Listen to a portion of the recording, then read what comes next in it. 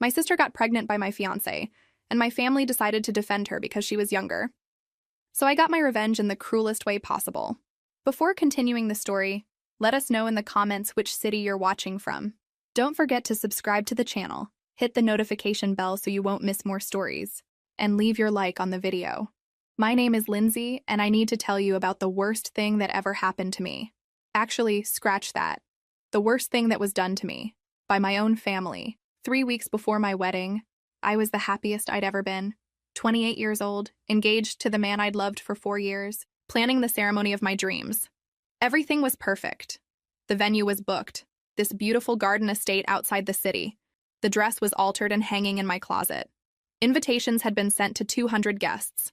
My younger sister had even agreed to be my maid of honor, which honestly surprised me because we'd never been super close. But I thought maybe this would bring us together. I should have known better. It was a Thursday night. My parents had invited me over for dinner, which wasn't unusual. What was unusual was the tension in the room when I arrived. My dad couldn't look at me. My mom kept wringing her hands. And my sister, 23 years old and usually so bubbly and carefree, sat there with this strange, defiant look on her face. Then she dropped the bomb.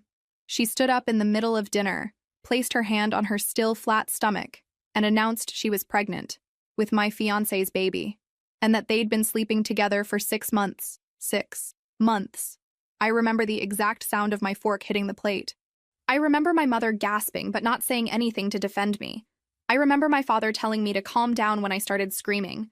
But most of all, I remember my sister's face, completely blank, no remorse, no shame, nothing. She just stood there like she'd announced what she wanted for dessert. My fiancé tried calling me 73 times that night. I didn't answer once.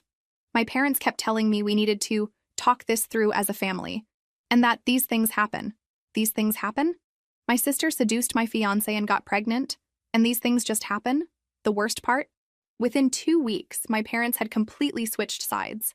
Suddenly, it was all about supporting my sister through her pregnancy. She was the victim somehow. Young, scared, vulnerable. Never mind that I was the one who'd been betrayed. Never mind that she'd destroyed my entire life without a second thought. And here's the part that still makes me physically ill. They used my wedding plans. All of them. The same venue I'd booked and paid deposits for. The same florist. The same caterer.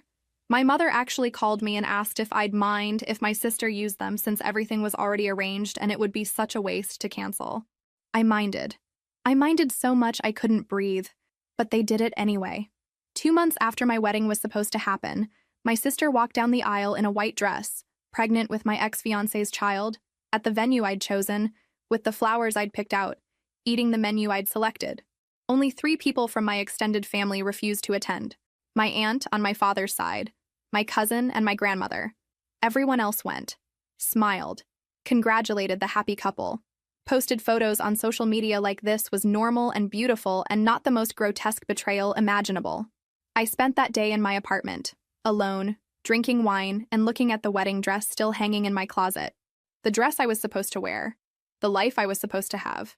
My parents kept calling, kept trying to get me to move past this and be happy for them. Move past it? They'd stolen everything from me and expected me to just swallow it and smile. My mother actually said, and I'll never forget this, that I was being selfish for making my sister's pregnancy about me. That's when I realized the truth. My family didn't just enable what happened, they endorsed it. They chose her. They chose the person who betrayed me over the person who'd been betrayed. So I made a choice too. I cut them off, stopped answering calls, blocked them on social media, moved to a different part of the city. For the first time in my life, I was completely alone. And somehow, that felt better than being part of a family that could do this to me. But this isn't a story about how I stayed broken. This is a story about what happened next. And trust me, it gets so much worse before it gets better. The next 3 years were brutal. I'm not going to sugarcoat it. I spent the first 6 months in therapy twice a week, trying to unpack how my entire family could betray me like that. My therapist kept asking if I wanted to work toward forgiveness. I kept telling her I wanted to work toward not thinking about them every single day. I threw myself into work, got promoted twice, started traveling for business, made new friends who didn't know my history and didn't ask questions when I said I wasn't close with my family. I built a completely new life, brick by brick, and it was exhausting but necessary. Around the 2-year mark, or why, something shifted. I woke up one morning and realized I'd gone an entire week without thinking about my sister or my ex-fiancé. It felt like finally being able to breathe after being underwater. That's when I met him. His name was Owen, and we met at a conference in Seattle. He was there representing his company. He'd started his own consulting firm 5 years earlier and had built it into something impressive. We ended up sitting next to each other at a networking dinner, and he made me laugh. Actually laugh, not that polite social laugh, but the kind that comes from somewhere genuine. We talked for 4 hours that night. About work, about travel, about everything except families. When he asked for my number, I almost said no. I wasn't ready. But something in his eyes made me change my mind. We dated long distance for 8 months before he asked me to move in with him. I was terrified. The last time I'd trusted someone completely, it had destroyed me. But Owen was patient. He never pushed. He let me set the pace for everything. When I finally told him about what happened with my family, we were sitting on his balcony at 2 in the morning. I'd been avoiding it for months, but he deserved to know why I flinched every time he mentioned his own sister, why I changed the subject whenever family came up. I expected him to be shocked or uncomfortable. Instead, he just held my hand and said, "That explains so much about your strength. You rebuilt yourself from nothing. That's extraordinary." He proposed 10 months after we met. No pressure, no expectations, just a simple question on a random Tuesday night while we were cooking dinner together. Of course I said yes. We planned everything ourselves. No family input, no drama, no traditions we didn't choose. We got married in Italy, just the 2 of us and 12 close friends. It was small and perfect, and entirely ours. I wore a dress I picked out alone. We wrote our own vows. I cried during the ceremony, but they were happy tears. I sent my parents an invitation, not because I wanted them there, but because I wanted them to see that I'd moved on, that I'd built something beautiful without them. They didn't come. My mother called 2 days before the wedding and said they couldn't abandon my sister during such a difficult time. Apparently her marriage was already struggling, and she needed their support. I hung up before she finished talking. Owen asked if I was okay. I told him I was better than okay. I was free. But life has a way of testing you right when you think you've got it figured out. We started trying for kids about 6 months after the wedding. I was 31. Owen was 35, and we were both ready. Month after month, nothing happened. After a year of trying, we went to see a specialist. That's when we found out I had fertility issues. Nothing catastrophic, nothing that meant we couldn't have kids, but it wasn't going to be easy. The doctor recommended treatments, monitoring, interventions. It would be expensive and exhausting and emotionally draining. Owen squeezed my hand during that appointment and told the doctor we'd do whatever it took. We started the treatments. Injections, appointments, tests, hope followed by disappointment, followed by more hope. It was brutal in a completely different way than what I'd been through before. This wasn't about betrayal. It was about wanting something so desperately and having no control over whether you'd get it. During one of the harder months after another negative test, I broke down. I told Owen maybe this was punishment for cutting off my family. Maybe I didn't deserve to be a mother. Maybe I was too damaged. He looked at me with more intensity than I'd ever seen and said, "Don't you dare let them take this from you too. Don't give them that power. This isn't about them. This is about us." He was right. This was our life, our journey, and we were going to fight for it together. What I didn't know then was that my old life was about to come crashing back in the worst possible way. The phone call came on a Sunday afternoon, 4 years after I'd cut them off. My father. I almost didn't answer, but something made me pick up. He sounded older, tired. He asked if we could talk, really talk, about trying to repair the family. He said it had been long enough, that life was too short for this kind of division, that my mother missed me terribly. I wanted to hang up, but Owen was watching me, and I could see in his face that he thought I should at least hear them out. Not for them, for me. So I wouldn't always wonder what if. That's how I ended up agreeing to a dinner. Neutral location, both families present. My parents, my sister, and her husband, yes, they'd actually gotten married, and Owen and me. The restaurant was expensive and quiet, the kind of place where people don't make scenes. I was so naive thinking that would protect us. My sister showed up with her 2 kids, a boy who just turned 4 and a girl who was 2. Both of them looked exactly like my ex-fiancé, which was like being stabbed every time I glanced at them. The boy had his eyes. The girl had his smile. I felt physically ill. She looked different, tired. There were dark circles under her eyes and she'd gained weight. Her husband, I still can't call him my ex-fiancé without wanting to break something. Looked uncomfortable from the moment they sat down. He couldn't meet my eyes. Kept staring at his plate like it might save him. My parents tried to keep things light at first, asking about Owen's business, complimenting my hair. Small talk that felt like walking on broken glass. My sister stayed quiet, managing her kids who were surprisingly well-behaved. Then dessert arrived and everything went to hell. My mother asked, in that careful tone people use when they're pretending something isn't loaded, if Owen and I were planning to have children soon. Before I could answer, my sister laughed. Actually laughed. "Good luck with that," she said, cutting her son's cake. "I heard you were having trouble. That must be so hard, wanting something you can't have." The table went silent. Owen's hand found mine under the table, squeezing so hard it hurt. "Excuse me?" I managed to get out. She looked up, feigning innocence. "What? I'm just saying it must be difficult, especially at your age. I mean, I got pregnant the first time just thinking about it. All 3 times, actually." "3 times? You're pregnant again?" my mother gasped. Delighted. My sister smiled, placing her hand on her still flat stomach. 12 weeks. We were going to announce it later, but yes. Another boy. We're so blessed. I felt like I was going to be sick. Owen's jaw was clenched so tight I thought his teeth might crack. "That's wonderful news," my father said, shooting me a look that clearly meant I should say something supportive. I couldn't. I literally couldn't form words. My sister wasn't done. She turned to Owen. "You must be so patient. I mean, if my husband couldn't give me children, I don't know what I'd do. But I guess when you really love someone, you stick it out, right?" It was the way she looked at him when she said it. The slight smile. The implication. Owen stood up so fast his chair scraped against the floor. "We're leaving." "Oh, come on," my sister said. "I was just making conversation. Don't be so sensitive." My mother reached for my arm. "Please, let's not ruin the evening. Your sister didn't mean anything by it. You know how she is. She just speaks without thinking sometimes." That excuse. That same excuse they'd been making for her my entire life. Something inside me snapped. I didn't sit back down. I stood there looking at my sister, really looking at her for the first time in years, and saw exactly what she was. Not my family. Not someone who'd made a mistake. A person who'd deliberately destroyed my life and felt absolutely nothing about it.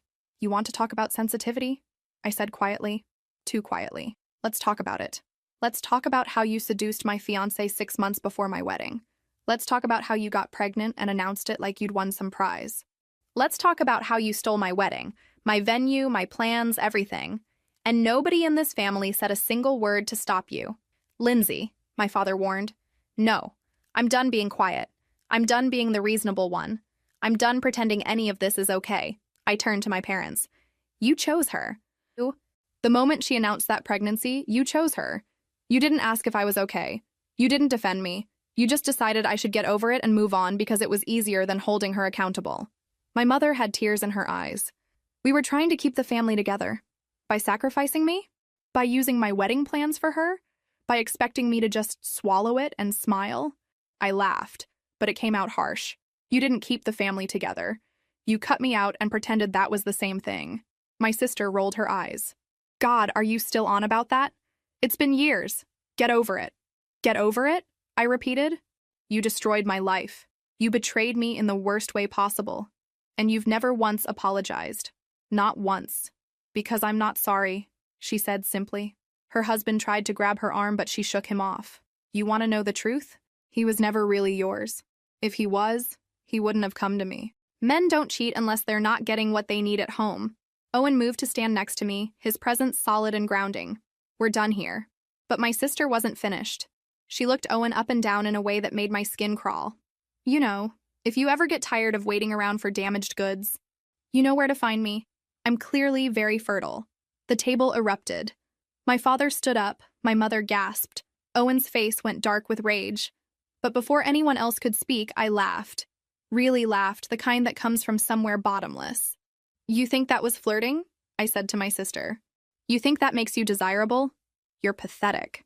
You stole my fiancé because you couldn't stand that I had something you didn't. And now you're sitting here, pregnant with your 3rd child, in a marriage that's clearly falling apart, trying to seduce my husband because you still can't stand that I'm happy." Her husband was staring at her in horror. "Good. Let him see who he'd really married." "You want to talk about damaged goods?" I continued. "Look in the mirror. You're 27 years old, stuck with a man who barely looks at you, raising kids in a family that's built on betrayal. Your own son is going to grow up knowing his father cheated on his aunt to be with his mother. That's going to be his origin story. Good luck explaining that. That's enough, my father said. But his voice had no force behind it. I turned to him. You're right. It is enough. I'm done. I came here tonight because you asked me to. Because some small part of me hoped you'd finally take responsibility for what you enabled. But nothing's changed. She's still the same manipulative person she was 4 years ago, and you're still making excuses for her. I looked at her husband, that man I'd once thought I'd spend my life with. He was staring at his plate, red-faced and silent. And you don't even have the courage to speak. You've been sitting there all night like a scolded child, not defending your wife, not defending yourself, not doing anything.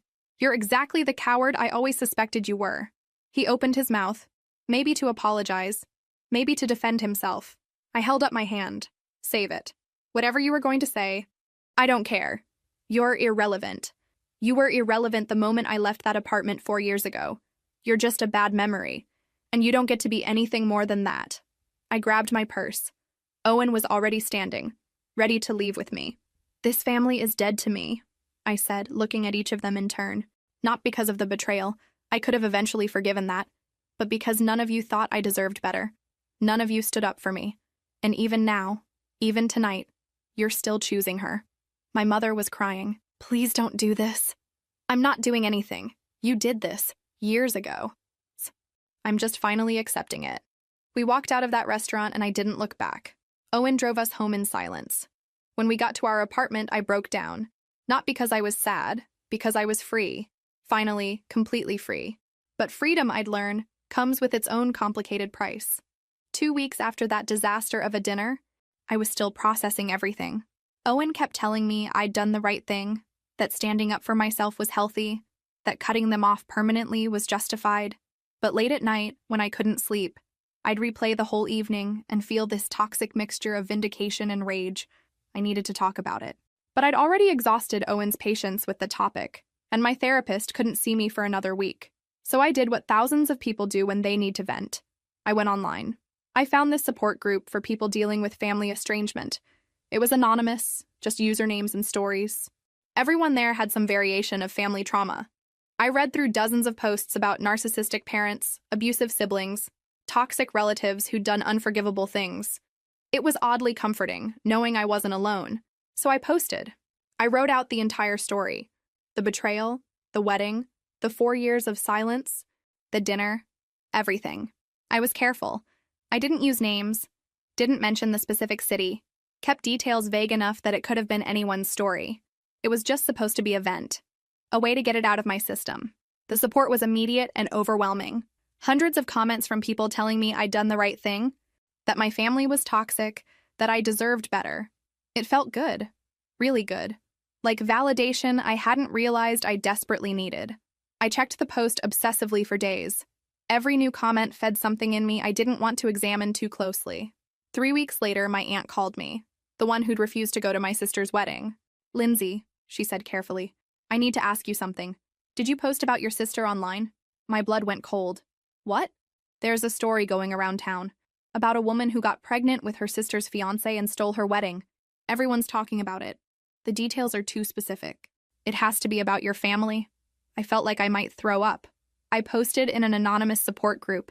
I didn't use any names. How would anyone? Someone must have recognized enough details and started connecting dots. You know how people are. They piece things together and suddenly it's all over social media. Group chats everywhere. It's gotten back to your sister. Good, I said before I could stop myself. My aunt was quiet for a long moment. Lindsay, I understand you're angry. God knows you have every right to be. But this is going to have consequences. She was right. The consequences started rolling in fast. My sister lost her job first. She'd been working at a local medical office, and apparently the story had spread through her workplace like wildfire. Her boss called her in, said something about maintaining professional reputation and not being a good fit for their family-oriented practice. She was let go within a week. Then the social consequences hit. People started recognizing her at the grocery store, at her kids' school, around town. She'd gone from anonymous to notorious. Her husband's family stopped speaking to them. Some of their couple friends suddenly got very busy whenever they tried to make plans. I heard all of this through my aunt, who heard it through the family grapevine, and I listened. I listened to every detail with this dark satisfaction that scared me. They're talking about moving, my aunt told me during one call. Your sister can't show her face anywhere without people whispering. Someone actually approached her at the pharmacy and told her she should be ashamed of herself. I should have felt bad. I should have felt guilty that my anonymous post had spiraled into public humiliation, but I didn't. Not really. She is ashamed of herself, I said. She should be. Lindsay. No, don't. She destroyed my life and felt nothing. Now people know what kind of person she is. That's not my fault. That's just truth catching up. But even as I said it, something felt off, wrong. I'd wanted her to face consequences, yes. But watching it happen, hearing about her losing everything, seeing her life fall apart the way mine had, it didn't feel as good as I thought it would. Owen found me one night scrolling through social media, looking for mentions of the story, searching my sister's name to see what people were saying about her. "What are you doing?" he asked gently. "Just looking." "You've been looking for hours." He sat down next to me. "This isn't healthy." "She's losing everything," I said, still staring at the screen. "Her job, her friends, her reputation, everything." "And how does that make you feel?" I didn't answer. Because the truth was complicated. I felt satisfied. I felt vindicated. But I also felt something darker. Something that made me uncomfortable with myself. I felt powerful in a way that didn't sit right. "I didn't name her," I said finally. "I didn't do this to her. This is just consequences of her own actions." Owen took the phone from my hands. "Maybe. But you're spending every free moment watching those consequences unfold. That's not moving on. That's obsession." He was right. I knew he was right. But I couldn't stop. My sister tried to sue me. That's how desperate things got for her. She hired a lawyer and filed a defamation lawsuit, claiming I'd posted lies about her online that had destroyed her reputation and caused her to lose her job. The lawyer sent an official letter to my address. Somehow she'd tracked down where I lived, which was creepy in itself. Owen and I consulted with an attorney. He read through everything, looked at my anonymous post, and basically laughed. "She has no case," he said. "First, you never named her. Second, truth is an absolute defense against defamation. Third, she'd have to prove that your post directly caused her specific damages, which is nearly impossible when it was anonymous and the spread was organic. The lawsuit never even made it past preliminary filing. The judge threw it out. Not enough evidence, no direct connection, case dismissed. When my aunt told me, I felt this rush of triumph. She'd tried to come after me legally and failed. It was another loss for her, another win for me. But that same week, something else happened. Something that should have been purely joyful. I got pregnant. After 2 years of treatments, failed attempts, hormones, disappointments, finally 2 lines on a test. I stared at it in the bathroom for 10 minutes straight, crying, unable to believe it was real. When I showed Owen, he picked me up and spun me around, and we both cried together. This was everything we'd wanted, everything we'd fought for. We were going to have a baby. I should have been the happiest person alive. Instead, I found myself obsessively checking social media for updates about my sister. It became a compulsion. Every morning, every night, sometimes multiple times during the day. I'd search for her name, look at her profiles, scroll through comments and gossip pages. I needed to know what was happening to her. If things were getting worse, if she was suffering enough. Owen noticed. Of course he noticed.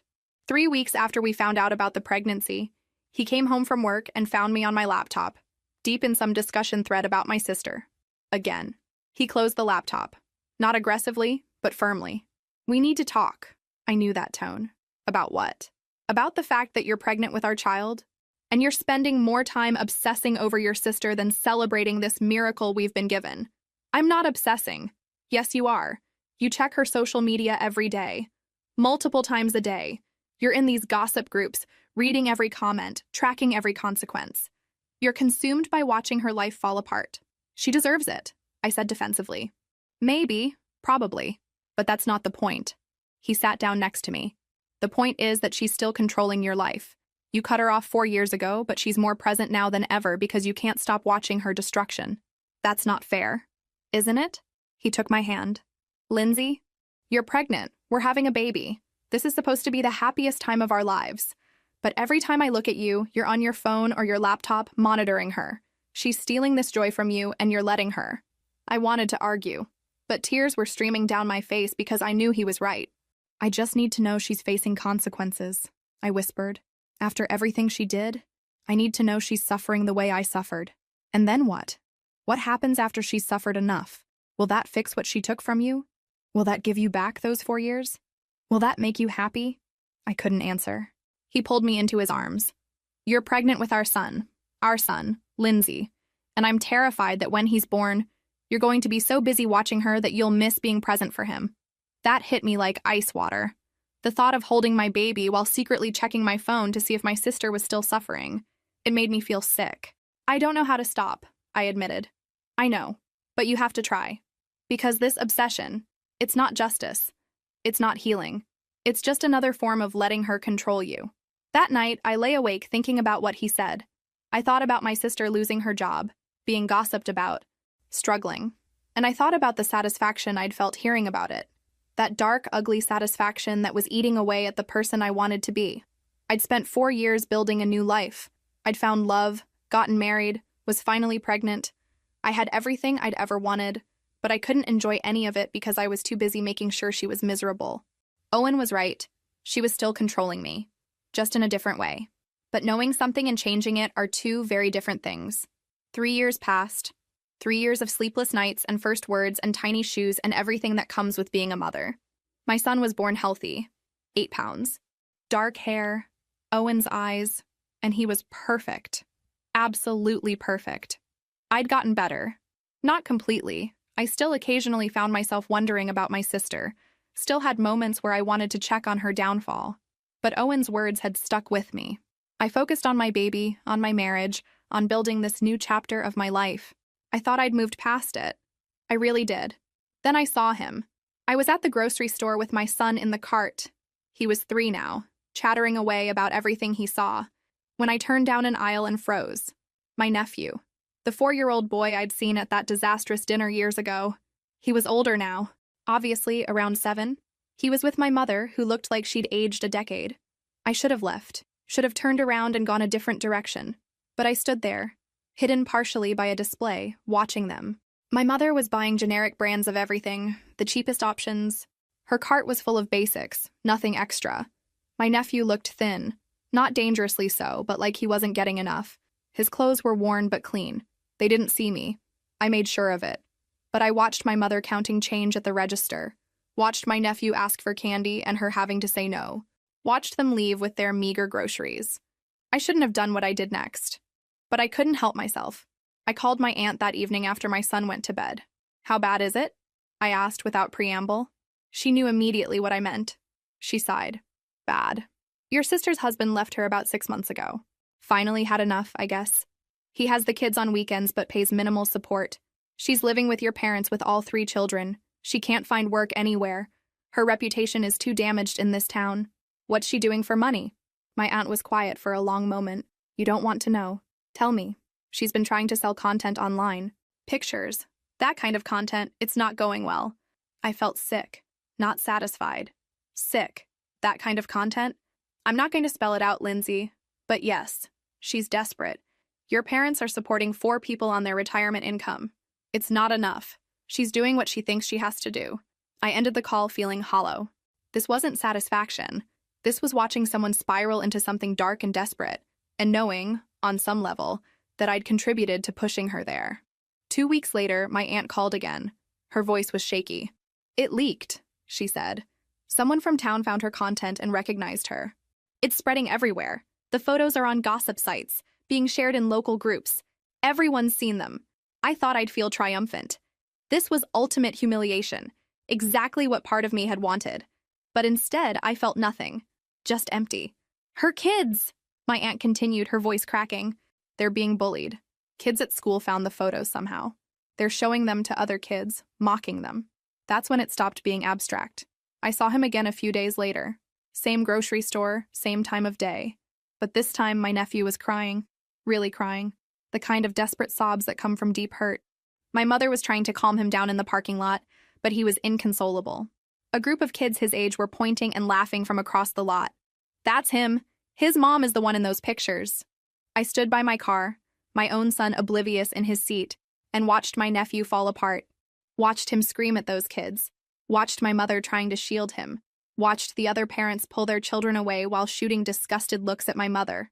My son said something from his car seat, but I couldn't process it. I was locked on that scene, on a 7-year-old boy whose life was being destroyed because of his mother's choices, because of desperation, because of a chain of consequences that led back, in some way, to me. The kids eventually left. My mother got my nephew into the car. I could still hear his crying from across the parking lot. I got in my car and drove home on autopilot. When Owen came home that evening, I told him what I'd seen. "That child did nothing wrong," I said, my voice shaking. "He's 7 years old, and his classmates have seen explicit photos of his mother. He's going to carry that for the rest of his life. That's not your fault," Owen said carefully. "Isn't it? I posted that story. I set this in motion. She made her choices. All of them. But her son didn't. He didn't choose any of this." I looked at our sleeping child. If something like that happened to our son, I'd want to die. I'd want to burn the world down to protect him. Owen pulled me close. "You're not responsible for her choices or their consequences. Maybe not legally. Maybe not directly. But that night, I couldn't shake the image of that little boy crying in a parking lot because of something I'd helped unleash. The nightmares started about a week after I saw my nephew crying in that parking lot. In them, I was the villain. Not my sister. Me. I'd watch myself from outside my body, smiling as I destroyed someone's life. Sometimes it was my sister. Sometimes it was her children. Sometimes it was strangers whose faces morphed into people I loved. I'd wake up gasping, covered in sweat, unable to shake the feeling that the dream version of me was more honest than the waking one. Owen would hold me when I woke up like that, but he stopped asking what the nightmares were about. I think he knew. I think we both knew I was processing something I didn't want to face. Then one afternoon, my son asked me a question that broke something inside me. We were coloring together at the kitchen table. He was 3.5, at that age where they pick up everything and ask about everything. He'd been unusually quiet, concentrating on staying inside the lines of his drawing. "Mommy," he said without looking up, "what's an ant?" My hand froze mid-stroke. "What?" "An ant. Grandma said something about an ant when we were at her house last week. She was talking to Grandpa." "What is it?" "My mother-in-law. She must have been discussing something with Owen's father." My son had overheard. "It's your mom or dad's sister," I said carefully. "Do I have one?" I should have told him the truth. I should have said yes, that he had an aunt he'd never met, that it was complicated, that maybe someday I'd explain. But I didn't. "No," I said. "You don't have an aunt." He nodded, accepting this completely, and went back to coloring. But I sat there feeling like the worst person alive. I'd just lied to my child, lied about something fundamental about our family. And the worst part was how easily the lie had come out. That night, after my son was asleep, I broke down. Owen found me crying in the bathroom. "I told him I don't have a sister," I said. He asked about aunts and I lied to him. I looked my son in the face and lied. Owen was quiet for a long moment. Then he said something I'll never forget. "You're becoming what you hate." I looked up at him, shocked. "I've watched you for 3 years," he continued, his voice gentle but firm. "I've watched you monitor her destruction, feel satisfaction at her suffering, convince yourself it's all justified because of what she did to you. And now you're lying to our son to maintain this narrative where she doesn't exist. You're not healing, Lindsay. You're becoming bitter. You're becoming just as toxic as she was. That's not fair. Isn't it?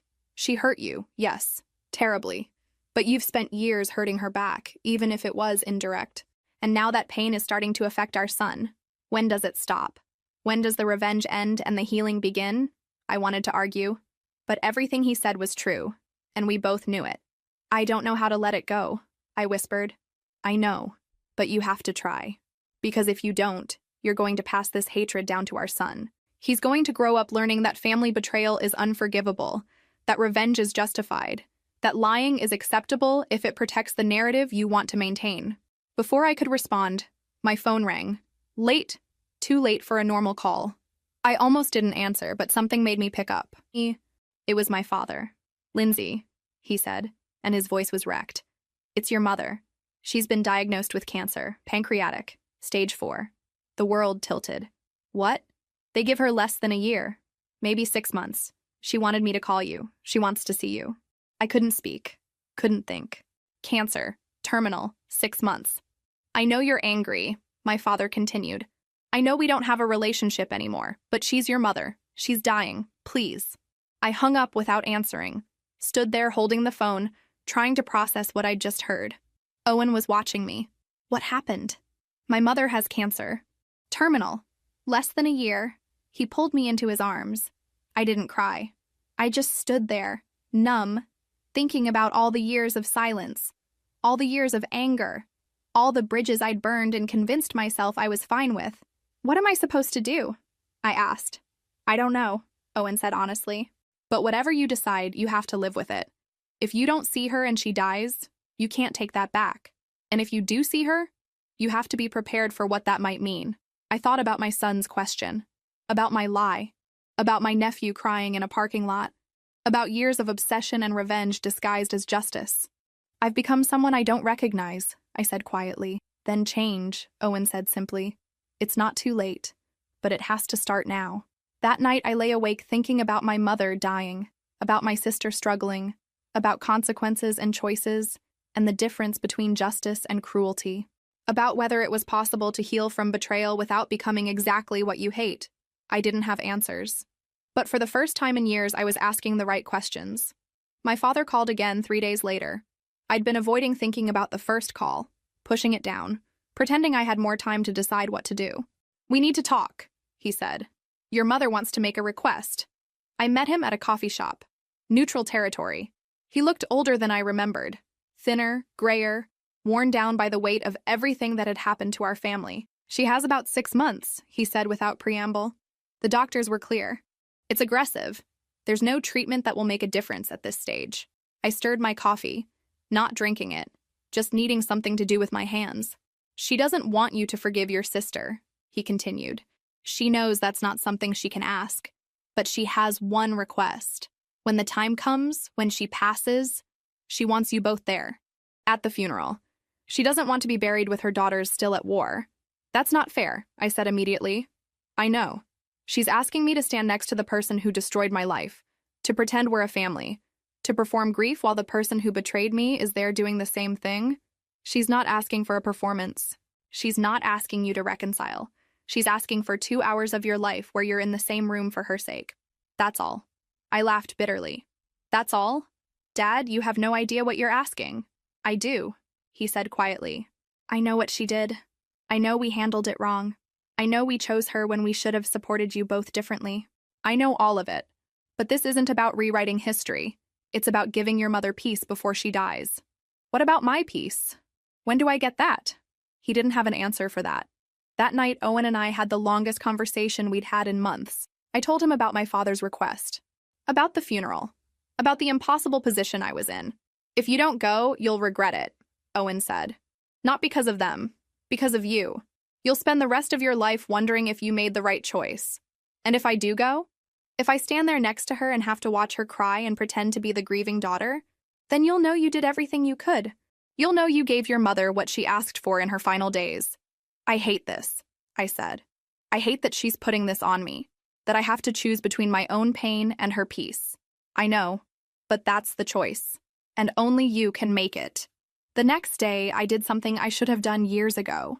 I made an appointment with a therapist, not the one I'd seen after the initial betrayal. A new one, someone who could help me process this fresh hell. Her office was calm. Neutral colors, soft lighting, a box of tissues strategically placed. I told her everything. The betrayal, the wedding, the years of silence, the dinner, the post that leaked, my sister's downfall, my nephew crying, the nightmares, the lie to my son, and now this impossible request. She listened without judgment, taking occasional notes. What do you want? She asked when I finished. I don't know. That's not true. You might not want to admit it, but somewhere inside you know what you want. I was quiet for a long time. I want it to stop hurting. I want to be able to think about my family without feeling this rage. I want my son to grow up without inheriting this darkness. I want to be free of her, of all of them. And you think seeing your mother before she dies will give you that? I don't know. Maybe. Or maybe it'll just hurt more. There's no right answer here, the therapist said gently. But consider this. What will haunt you more? Going and risking pain, or not going and living with that question forever? That night, I sat down and wrote a letter to my sister. I don't know why. I wasn't planning to send it. but I needed to get the words out. I wrote about the betrayal, about how it had destroyed me, about the years of anger and obsession, about watching her life fall apart and feeling satisfied, then feeling sick about that satisfaction, about seeing her son crying and realizing that revenge doesn't heal anything. It just creates more pain. I wrote that I didn't forgive her, that I might never forgive her, but that I was tired of hating her, tired of watching her suffer, tired of letting what she did control my entire existence. I sealed the letter and put it in my desk drawer. I didn't know if I'd ever send it, but writing it felt like something. 3 days later, I called my father. "I'll see her," I said. "Mom, I'll visit her in the hospital, but I'm doing it for me, not for you or for her or for some fantasy of family reunion. I'm doing it because I need to know I did everything I could before it's too late." "Thank you," he said, his voice breaking.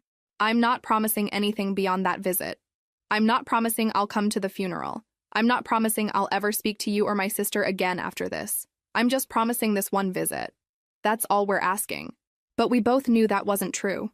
This one visit would lead to more requests, more pressure, more complicated emotions. But I'd deal with that when it came. For now, I was taking one step. Just one. Not for them. For me. The hospital smelled like antiseptic and desperation. I'd been in hospitals before, for my son's birth, for routine appointments. But this felt different, heavier. Like the building itself knew why people came here and mourned with them. I was supposed to meet my father in the lobby at 2 o'clock. He'd take me to my mother's room. Controlled visit, limited time, no drama. That was the plan. But plans never work out the way you think they will. I got there early, anxious and unable to wait at home any longer. Owen had offered to come with me, but I needed to do this alone. I sat in the waiting area, mindlessly scrolling through my phone, trying not to think about what I'd say to my mother. Then I heard a child's voice. "Grandpa, I'm scared." I looked up. My nephew. The 7-year-old I'd seen crying in that parking lot. He was sitting across the waiting room with my father, wearing clothes that looked too big for him, his face drawn and pale. Next to him was my sister. We saw each other at the same moment. Her eyes widened. Mine probably did too. Neither of us had expected this. My father looked between us, clearly panicking about the accidental encounter. For a long moment, nobody moved. Nobody spoke. We just stared at each other across a hospital waiting room, years of pain and anger and betrayal hanging in the air between us. My sister looked terrible. Not in a petty, satisfying way, in a genuinely concerning way. She'd lost weight. Her hair was pulled back messily. There were dark circles under her eyes so pronounced they looked like bruises. She looked defeated, broken. Her other 2 children weren't there, probably with their father for the weekend. Just her oldest son, the one born from my betrayal, sitting there terrified about his dying grandmother. And then he looked at me, really looked at me. I saw the recognition in his eyes, the way children process new information by examining faces. "Dad," he said quietly, tugging on my father's sleeve. "Who is that lady?" My father's face went pale. "You're my aunt," the boy said suddenly, his eyes going wide. "Aren't you? You look like Mom, and Grandpa talks about 2 daughters sometimes." The waiting room went silent. My sister had tears streaming down her face. My father looked like he wanted to disappear. And I stood there, frozen, staring at this child who'd just realized he had an aunt he'd never known about. "Yes," I said finally, my voice barely above a whisper. "I'm your aunt. Why haven't I met you before?" It was such a simple question, such an innocent question, and there was no good answer. "It's complicated," I managed. "Did you and Mom have a fight?" My sister made a sound, something between a sob and a gasp. She stood up abruptly. I need some air."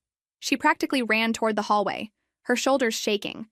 My father started to go after her but stopped, looking torn between his daughter and his grandson. The boy looked confused and scared. "Did I say something wrong?" "No," I said quickly. "No, you didn't say anything wrong. I should have left, should have walked away." But I found myself sitting down next to him instead. "Your grandma is very sick," I said gently. "That's scary for everyone. Your mom is upset about that. Not about you. Is she going to die?" The bluntness of children. "Yes," I said honestly. "Probably soon." He was quiet, processing this. Then, "Are you upset too?" "Yes, very upset. Even though you and Mom had a fight?" "Even though."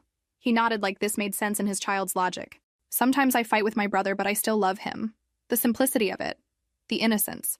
He had no idea about the magnitude of what had happened between his mother and me. To him, it was just a fight between sisters that had gone on too long. "That's very wise," I said.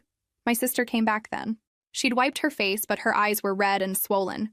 She saw me sitting with her son and stopped, like she wasn't sure if she should intervene. "Mom?" the boy said. "This is my aunt. Her name is—" He looked at me, realizing he didn't know. "Lindsay," I said. "Lindsay," he repeated. "That's a nice name." My sister and I locked eyes. For the first time in 7 years, we really looked at each other, not with anger, not with hatred, just with the weight of everything we'd done to each other, everything we'd lost, everything we'd destroyed. She looked like she wanted to say something. I probably did too, but neither of us spoke. My father cleared his throat. "Your mother is asking for you, both of you." Both. Of course. This had been the plan all along, hadn't it? Get us both here, force us into the same space. My sister picked up her purse. "Come on," she said to her son, then to me. "You go first, I'll wait." "No," I heard myself say. "We'll go together." It wasn't forgiveness. It wasn't reconciliation. It was just exhaustion. Exhaustion with the fighting, with the hatred, with carrying this weight. We walked down that hospital corridor side by side, not speaking, not looking at each other, but together. And behind us, my nephew held my father's hand and asked if Grandma would want to know he'd met his aunt today. I didn't have an answer for that. I didn't have answers for anything anymore. My mother died 2 months later. Peacefully, they said, though I'm not sure what peaceful means when you're dying of cancer. I'd visited her 3 more times in those 2 months. We'd talked about small things, my son, the weather, memories from when I was young. We never talked about the betrayal. We never talked about my sister. We just existed in the same space, and maybe that was enough. The funeral was exactly what you'd expect. A church service, a eulogy my father delivered that made everyone cry. Hymns, flowers, people I hadn't seen in years offering condolences and carefully not mentioning the family drama they definitely knew about. My sister sat on the opposite side of the church with her 3 children. We'd made eye contact once when I arrived. She'd nodded. I'd nodded back. That was it. Owen stayed close to me throughout the service, one hand always on my back or holding mine. My son was too young to really understand what was happening, but he was quiet and well-behaved, sensing the weight of the occasion. At the cemetery, we stood on opposite sides of the grave as they lowered the casket. My father stood between us, physically and metaphorically trying to bridge a gap that seemed impossible. People filed past, dropping flowers, saying final goodbyes. Eventually, everyone left. My father took my nephew and the other kids back to the car. They needed to use the bathroom, needed snacks, needed a break from grief. Owen took my son to look at other headstones, giving me space. And suddenly, it was just me and my sister, standing on opposite sides of our mother's grave. The silence stretched. I thought about walking away. This didn't have to happen. We could maintain our distance, even in death. But then she spoke. "I destroyed everything." Her voice was barely audible. "I know that. I've known it for years. I don't expect your forgiveness. I don't deserve it." I looked at her across that fresh grave. Really looked at her. She was 30 years old, but looked 40. Life had been brutal to her in ways that showed. "I became you," I said, surprising myself. "Trying to destroy you. I became exactly what I hated." She looked up, confused. "That post," I continued. "The one that leaked. I did that. I knew what would happen. Maybe not the specific details, but I knew it would hurt you. I wanted it to hurt you. I deserved it. Maybe. But here's the thing. I knew about the photos. When they leaked. I found out before most people. I could have warned you. Could have tried to help you take them down before they spread too far. But I didn't. I made a choice to let it happen. To let you suffer." She was crying now, silent tears streaming down her face. "I watched you lose everything," I said. "Your job, your reputation, your marriage. And I felt satisfied. I told myself it was justice, but it wasn't. It was revenge. And the worst part is..." My own voice broke. "The worst part is I didn't care who else got hurt. Your kids. Your son. I saw him crying in that parking lot because other kids had seen those photos of you, and even then, part of me thought you deserved it." "I did deserve it," she whispered. "But you're right. My son didn't. None of my kids deserved to suffer because of my mistakes." We stood there, both crying now, on opposite sides of our mother's grave. "I can't forgive you," I said. "Not yet. Maybe not ever. What you did, it changed me. It broke something in me that I don't know if I can fix.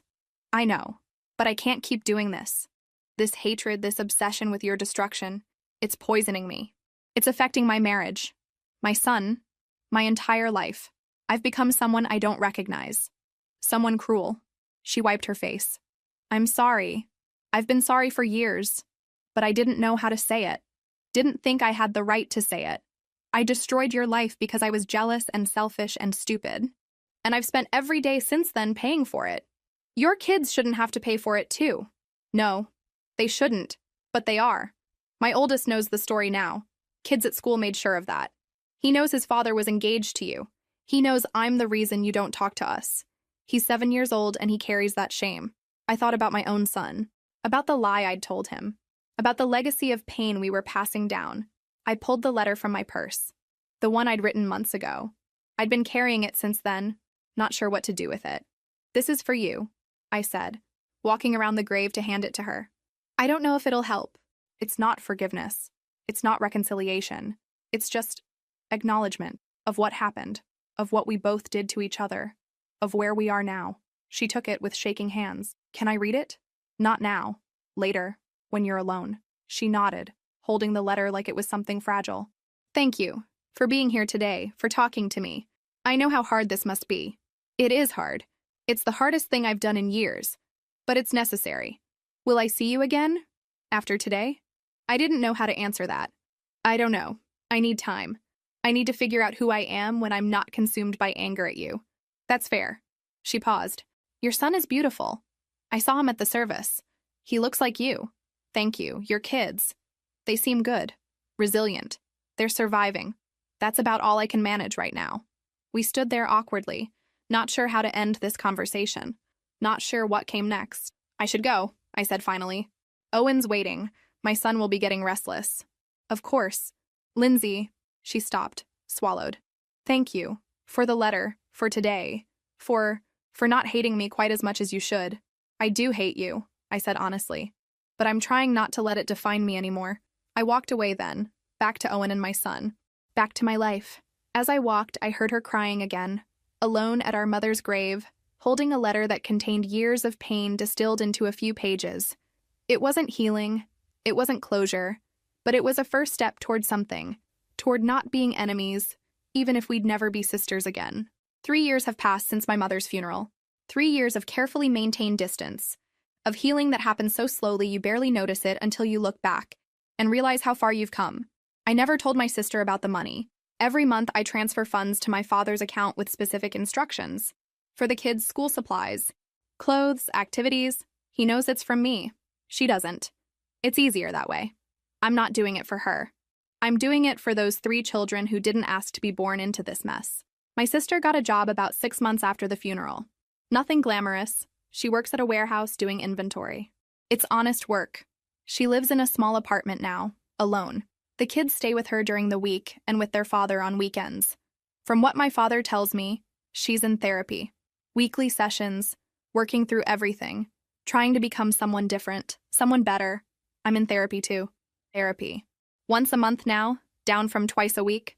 We talk about forgiveness, about healing, about letting go of the need to control everything, about being a better mother to my son by not passing down the darkness of my past. My father lives alone in the house I grew up in. It's too big for him now, full of memories and ghosts. My sister visits on Tuesdays. I visit on Thursdays. We never overlap. It's an unspoken agreement, a boundary we both respect. Until his birthday. My father turned 70 this year. Owen convinced me we should go to the party he was having. Small, just family, nothing dramatic. I almost said no, but my son asked if we were going to see Grandpa, and I couldn't think of a good reason to refuse. We showed up at 1 o'clock. My sister and her kids were already there. The moment I walked in with Owen and my son, everything got quiet. Not uncomfortable, just careful. Everyone aware of the fragility of the moment. My sister was in the kitchen helping set up food. She looked up when we entered, and for a split second, I saw fear in her eyes. Fear that I'd leave. Fear that my presence meant conflict. Fear that we were about to ruin our father's birthday. I nodded at her. She nodded back. And that was it. Our kids gravitated toward each other immediately, the way children do. My 6-year-old son and her 10-year-old started playing with some building blocks. Her younger two joined in. They laughed and built towers and knocked them down, completely oblivious to the history that separated their mothers.